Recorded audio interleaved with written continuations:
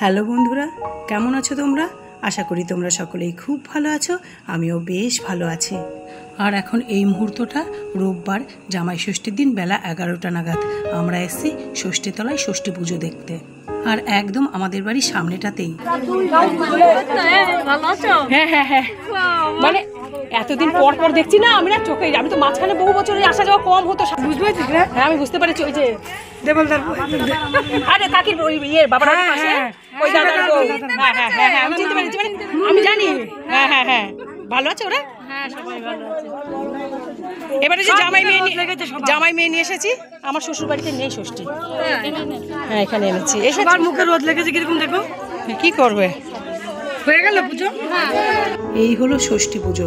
আমরা ছোট্টবেলা থেকে যেরকম দেখে এসেছি, এখনও এতগুলো বছর পর সেম সেইভাবেই দেখছি ষষ্ঠী পুজো হয়। বাড়ির মহিলারা সকল কাজ কর্ম সেরে স্নান ধান করে উপোস করে এই যে চলে এসেছে ষষ্ঠীতলায় ষষ্ঠী পুজো করতে।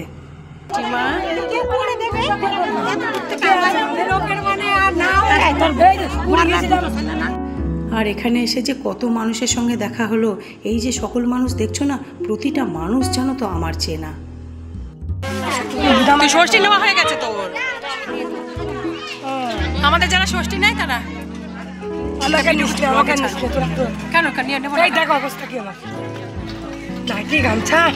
কত বছর পর ষষ্ঠী পুজো দেখছি। আর এটা আমার বোন, পাড়ার বোন। আমরা একসঙ্গে অনেক খেলেছি বল, থাকতাম বল। বহু বছর পর জানো তো, পাড়ার এতগুলো আপন মানুষকে একসঙ্গে দেখছি। আসলে আমি তো বহু বছর এই ধরনের অনুষ্ঠানে আসতে পারি না। এই যে এখন এতগুলো বছর পর এসে না এত ভাল লাগা কাজ করছে। এই যে জেঠিমা, বৌদি, কাকিমা, সকল মানুষগুলো জানো তো আমার আপন। আর পুজো তো কমপ্লিট হয়ে গেছে। এখন দেখছো না কোচরে কোচরে কিছু একটা দিচ্ছে। এটা কি বলো তো? ষষ্ঠী পুজোর ওই যে প্রসাদ, চিড়েমুড়ি। আর এই প্রসাদটা না আঁচলেই নিতে হয়। এই দেখো সকলে সকলকে দিচ্ছে এবং বোনকে দিল। কতদিন পর দেখা, ভালো লাগছে তোমাদেরকে, কতদিন পর দেখেছি। করে আজ এক মুখগুলো চেনা আছে। ওটা কি ভালো আছো? মমি আসলে বাবা এক কোচ হয়ে গেল। সব দেখা করবো, জামাই নিয়ে বেরোবো বিকেলবেলা।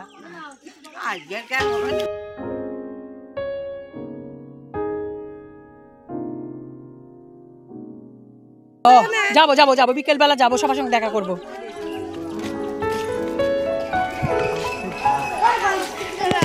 এবার কেউ ভাত খাওয়া না, আজকে চিড়েমুড়ি সব আমাদের। ওরা চিড়েমুড়ি খায়। দিবি নে, ঢেলে দাও, ঢেলে লাগবে না, নিয়ে নাও, যা দিচ্ছে নিয়ে নাও সব।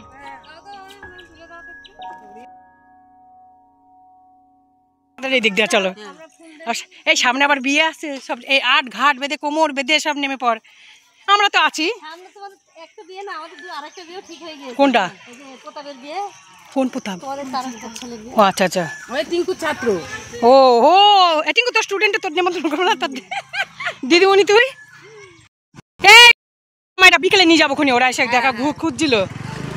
বন্ধুগণ তোমার ব্যাগ এত ভারী কেন? বন্ধুগণ ব্যাগের মধ্যে এই যে শালার বউরা, বন্ধুগণ ভারী কেন ব্যাগে? গুড মর্নিং বলেছি, যখন দেখাবো তখনই গুড মর্নিং।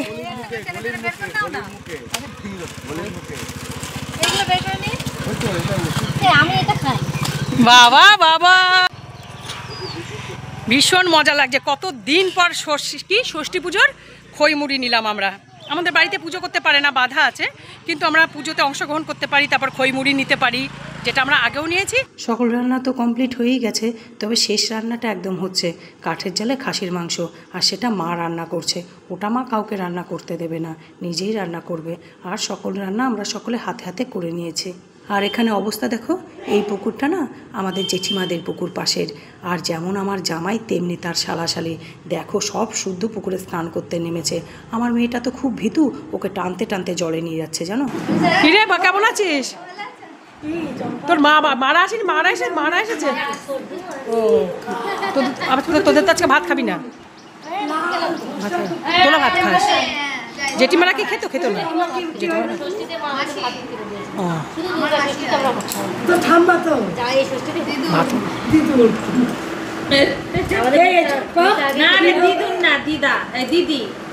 দিদি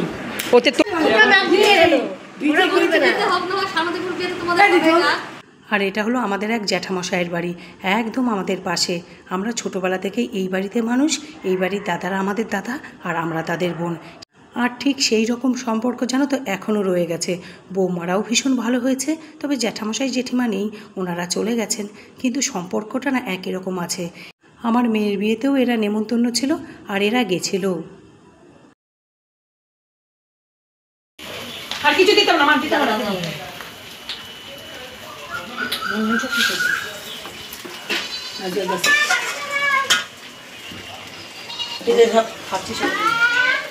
আর এদিকে দেখো রান্না রেডি হয়ে গেছে।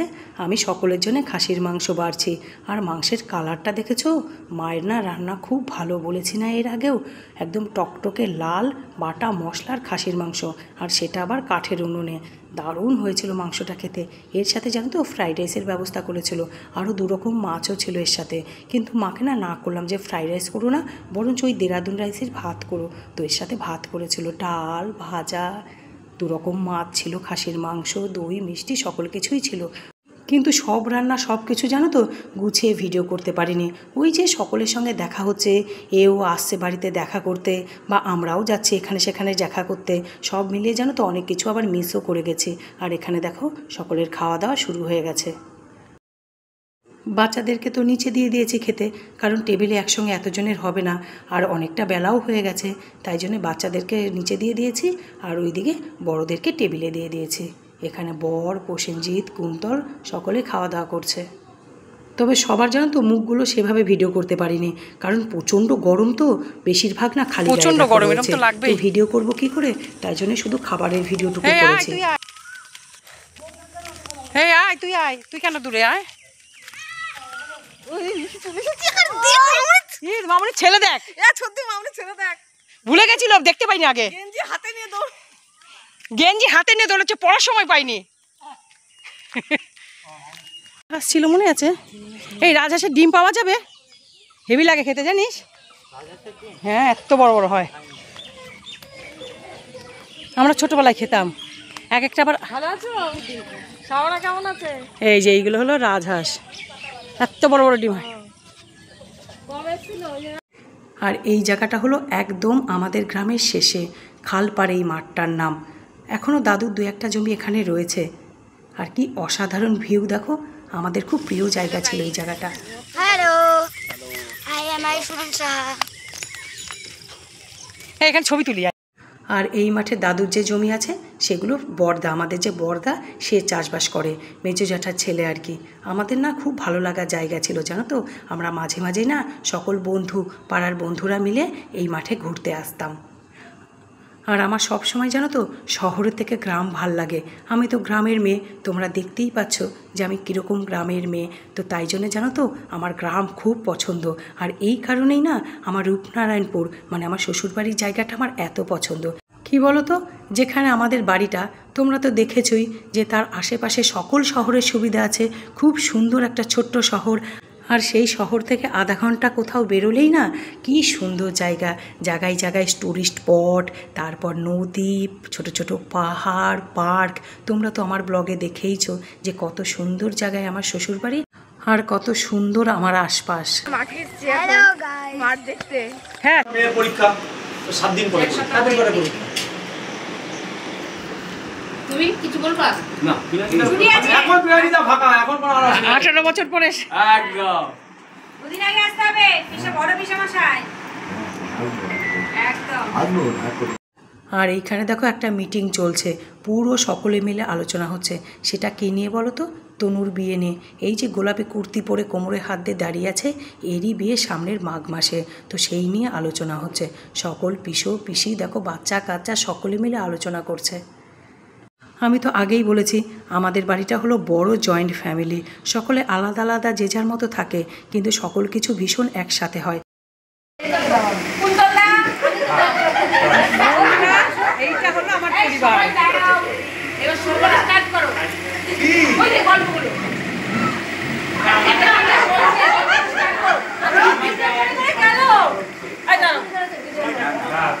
কিন্তু তো। আর এটা হলো জামাই ষষ্ঠীর সন্ধেবেলার স্পেশাল আড্ডা।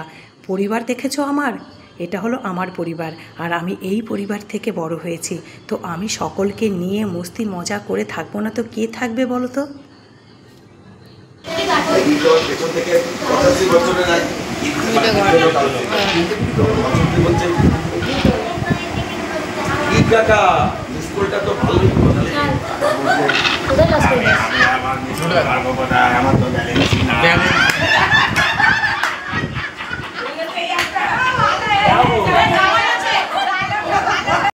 বলো তোমার বাড়ি যে চাঁদের হাট তোমার কিরকম লাগছে? বলো ভালো কি মন্দ লাগছে, কেমন লাগছে, ফিলিংসটা জাহির করো। বসে দেখতে তোমার বাড়ি যে এইরকম এই যে চাঁদের হাট বসেছে তোমার কেমন লাগছে? আমার বাবা মায়ের যে কী আনন্দ হচ্ছে, বহু বছর তো আমি জামাই ষষ্ঠীতে আসতে পারি না, আর তারপর এবার এসেছি তো এসেছি একদম মেয়ে জামাই নিয়ে এসেছি, দুই বোনে মিলে। বাবা মায়ের যে কী আনন্দ ধরে রাখতে পারছে না। আর বন্ধুরা, আমার আজকের ব্লগটি আমি এখানেই শেষ করছি। আগামীতে আবার দেখা হবে নতুন একটি সুন্দর ঝকঝকে ব্লগের সঙ্গে। আর ততক্ষণ আমার সকল বন্ধুরা তোমরা ভালো থাকবে, সুস্থ থাকবে, সবসময় হাসি খুশি থাকবে এবং পজিটিভ থাকবে। আর আমার ব্লগটি যদি তোমাদের ভালো লাগে তাহলে একটি লাইক করবে, শেয়ার করবে, আর প্লিজ আমার চ্যানেলটি সাবস্ক্রাইব করে দিও। বাই।